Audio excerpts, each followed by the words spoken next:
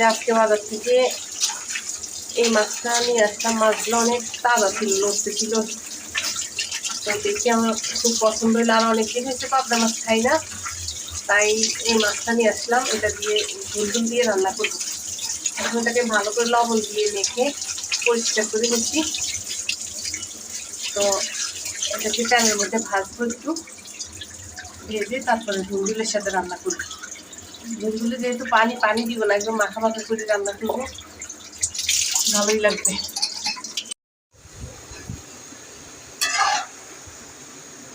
এই বছরে ফার্স্ট আমি ঝুলঝুল আনছি আর কি। এই বছর খাওয়া হয়নি, কিন্তু ঝুলঝুল তরকারিটা আমার কাছে ভালোই লাগে।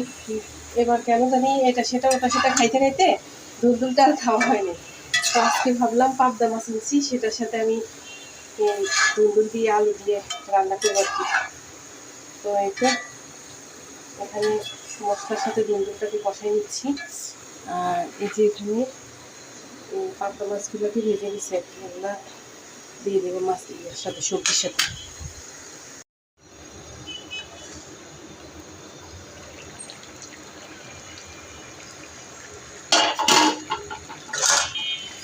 যে আমার তরকারিটা রান্না করা হয়ে গেছে। এখানে আমি শুধু মানে আলু আর ঝুলঝুলের সাথে শুধু টমেটো দিচ্ছি আর কি।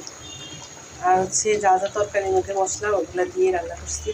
এইসব আসলে সবজি তরকারির মধ্যে যত কম মশলা দেওয়া যায় ততই বেশি ভালো লাগে আর কি। কিন্তু কী করবো, আমরা তো মশলা খেতে খেতে অভ্যস্ত হয়ে গেছি, তাই মশলাটা না দিলে ভালো লাগে না আর কি। তো একটু একটু দিছি আর কি। এই যে তরকারি কালারটা অনেক সুন্দর আসছে না?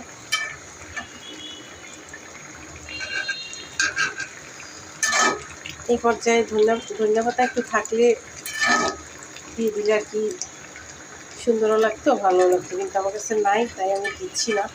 কিন্তু তরকারিটা অনেক মজা হয়েছে। আমি ঝোলটা চেক করে দেখছি, আমার লবণ টবণ সব ঝাল টাল ঠিকঠাক মতো মিশছে। তো এখন আর কি নামাই নিব আর কি, গরম গরম ভাতের সাথে সার্ভ করবো। এই তরকারিটা আগে আমি অনেক পছন্দ করতাম। আগে অন্যান্য বছর অনেকবার খাওয়া হতো, কিন্তু এবার কেন জানি অন্যান্য কিছু আর কি খেতে খেতে আর এই যে সবজিটা খাওয়াই হয়নি বেশি একটা।